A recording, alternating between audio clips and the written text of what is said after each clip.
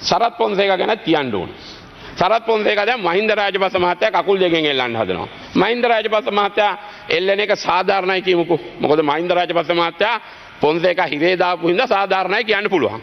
අර මෛත්‍රීපාල සිරිසේන මහත්තයා දිනපු ගමම්ම පීල් මාතල් කරා.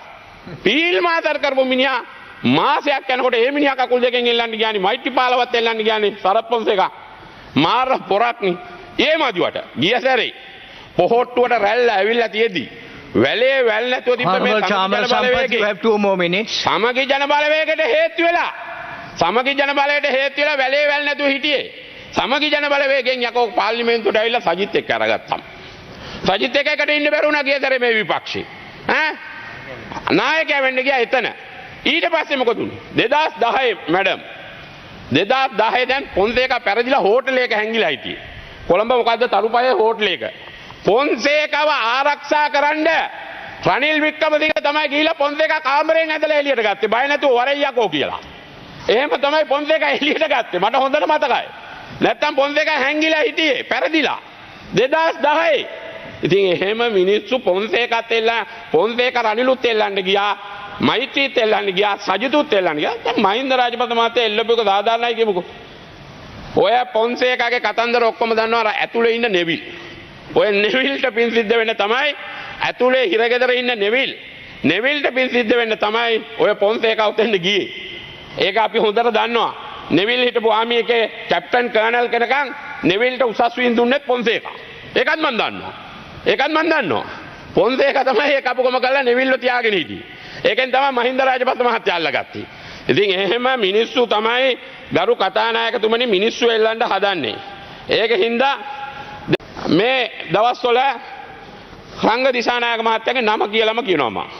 රංග දිසානායක මහත්තයාට මම අභියෝගයක් කරනවා. නන්දන ඒගොල්ලොන්ගේ JVP එකේ කට්ටිය අපි කියපුවා අපිට වැඩක් නැහැ.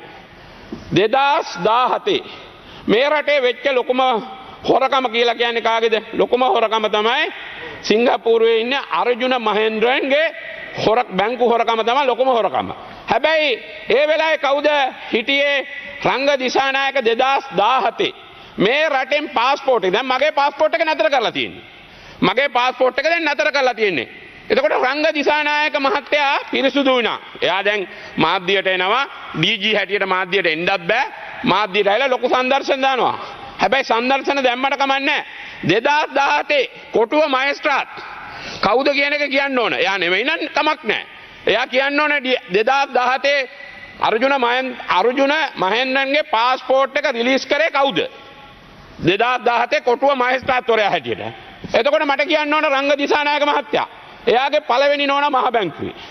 දෙවෙනි නෝනා මහ බැංකුවේ. දෙවෙනි නෝනා අර්ජුන මහේන්ද්‍රගේ මොන තනතුරුද කරේ කියන එකත් කියන්න ඕන. මොකද මේවා රටේ මිනිස්සු දැනගෙන ඉන්න ඕන. පිරිසුදු මිනිස්සු අර අනුරාධපුරේ ඉඳන් එනවා හරක් ලොරියක් බුදු සරණයි කියලා ගහගෙන එනවා.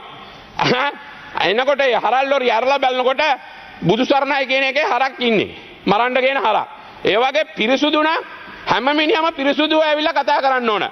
පිරිසුදුව තනතුරු දරන්න ඕන. ඒකත් මම මේ වෙලාවේදී මතක් කරනවා මේ DG මහත්තයාට තමන් පිරිසුදු වෙලා ඉන්න අනිත් අයට ඇඟිල්ල දික් කරන්න ඉස්සලා. දැන් මේක කිව්වට පස්සේ මගේ නඩු 3ක් තියෙනවා. මං අනිවාර්යෙන් දන්නවා මට අධිචෝදනා දෙනවා ලබන මාසේ. මගේ නඩු 3ටම අධිචෝදනා බාර දෙනවා අනිවාර්යෙන්ම. මේක දැන් මං කිව්වට පස්සේ මට ඒක ප්‍රශ්නයක් නැහැ. මොකද මේවා කාටවත් දැනගන්න ඕනේ. ඊළඟ එක මම හිතන්නේ දැන් ස්විට්සර්ලන්තේ ජිනීවා වල තියෙනවා අගමැතිතුමිය වෙළඳ සමුළුව. මේකට යනවා වෙළඳ ඇමතුමා. හැබැයි මේ වෙළඳ ඇමතුමා යන අතරේ 9 දෙනෙක් යනවා මේකේ. ස්විට්සර්ලන්තේ ජිනීවා වෙළඳ සමුළුවට 9 දෙනෙක් යනවා. මේ ලයිස්තුව තියෙනවා මං ගාව 9 දෙනෙක් යනවා. මේ 9 දෙනා අතරේ එක කාන්තාවකුත් යනවා. දැන් යන්න සූදානම් ලබන සතියේද කොහෙද යනවා? කවුද මේ? PRO නිමෝදි වික්‍රමසිංහ. ඇමතිතුමාගේ PRO. මෙයත් යන්න දැන් මේ ට්‍රිප් එකේ ඉන්නවා. මට තියෙන ප්‍රශ්නේ රාජ්‍ය නිලධාරීන් ගියාට කමන්නේ මේ නිමෝදි වික්‍රමසිංහ යන්නේ ඇයි කියන එක තියෙනවා ප්‍රශ්නයක් අපිට. මොකද අපෙන් ඇහුවනේ. අපි මොකක් හරි රටකට ගියාම කී දෙනෙක් ගියාද? කවුද ගියේ? කවුද ආවේ? ඒවා තියෙනවා. මේ වගේ ප්‍රශ්න තියෙනවා. මේ PRO ලබන සතියේද කොහෙද යන්න තියෙන්නේ? මේ ලයිස්තුවේ නම තියෙනවා. ජනාධිපතිතුමාට යවපු ලියුමක් තියෙනවා. අනුමත කරගත්ත ලියුමක් තියෙනවා. නිබෝධි වික්‍රමසිංහ කියලා එක්කෙනෙකුත් යනවා. මේකත් අපි මේ වෙලාවේ කියනවා ආණ්ඩුවට ඊයේ ජනාධිපතිතුමා මගෙන් අහනවා සම්පත් පාර්ලිමේන්තුවේදී ඇයි අපේ ආණ්ඩුවට ලෙඩ දාන්නේ? නෑ අපි ලෙඩ දාන්නේ නෑ ජනාධිපතිතුමා. අපි මේ තියෙන ජනාධිපතිතුමාගේ මේ දුර්වලකම්. ජනාධිපතිතුමා දුර්වල නෑ. ජනාධිපතිතුමාගේ ගෝලයෝ දුර්වලයි. ගෝලයෝ පිස්සු කෙලිනකොට ඒ පිස්සු අපි පෙන්නලා දෙන්න ඕන. ඒ අඩුපාඩු අපි පෙන්නලා දෙන්න ඕන විපක්ෂයක් හැටියට. ඒකට තමයි විපක්ෂේ ඉන්නේ. නැත්තම් විපක්ෂ හැමදේටම පරිපූර්ණක ඇස්තමෙන්තුව දාන්න. ඒක හොඳයි. එහෙම කියන්නේ නෙවෙයි විපක්ෂයක් ඉන්නේ. විපක්ෂේ ඉන්නේ ඒව පෙන්නලා දෙන්න. ඒක එක. ඊළඟ එක තමයි දොස්තර මහතුරුත් එක්ක හැප්පෙන්න යන්න එපා. ඒ මිනිස්සු ස්ටිකර් බැන්නම් ඕන මගුලක් ගහගෙන ගිය දෙන්න. දොස්තරලගේ ස්ටිකර් ගලවන්න. නීතිඥයන්ගේ ස්ටිකර් ගලවන්න. ඕගොල්ලොන්ට තමයි දෙයි හාමුදුරනේ 190ක් දොස්තරලා ඡන්දෙ දුන්නේ. පොක්ටස්ලා ඡන්දෙ දුන්නේ. ඒ මිනිස්සු ඕක ගහගෙන ගිය දෙන්නකෝ. දැන් බදුල්ලේ ස්පිරිතාලට ඉන්නේ විශේෂඥ වෛද්‍යවරු 3යි 4යි. ඔය රෑ 12ටත් කෙලගෙන එනවා හදිසි ලෙඩෙක් ආවම. ඒ මිනිස්සු වැලිමඩට යන්න ඕන. දියතලාවට යන්න ඕන. ඉතින් ඒ මිනිස්සු ඕක ගහගෙන ගියාම මොකද්ද වෙන්නේ? මේ ඉල්ලන් කණේවනේ. මේවනේ අපි කියන්නේ. අපි මේවට විරුද්ධව කියන්නේ නැහනේ. මේ ඕන් නැති මගුල් දාගන්න එපා. ඊළඟ එක තමයි මම මේ කියන්නේ සරත් පොන්සේකා ගැන කියන්න ඕන. සරත් පොන්සේකා දැන් මහින්ද රාජපක්ෂ මහත්තයා කකුල් දෙකෙන් එල්ලන්න හදනවා. මහින්ද රාජපක්ෂ මහත්තයා එල්ලන එක සාධාරණයි කියමුකෝ. මොකද මහින්ද රාජපක්ෂ මහත්තයා පොන්සේකා හිරේ දාපු හින්දා සාධාරණයි කියන්න පුළුවන්. අර මෛත්‍රීපාල සිරිසේන මහත්තයා දිනපු ගමම්ම පීල් මාතල් කරා. පීල් මාතල් කරපු මිනිහා මාසයක් යනකොට ඒ මිනිහා කකුල් දෙකෙන් එල්ලන්න ගියානේ මෛත්‍රීපාලවත් එල්ලන්න ගියානේ සරත් පොන්සේකා.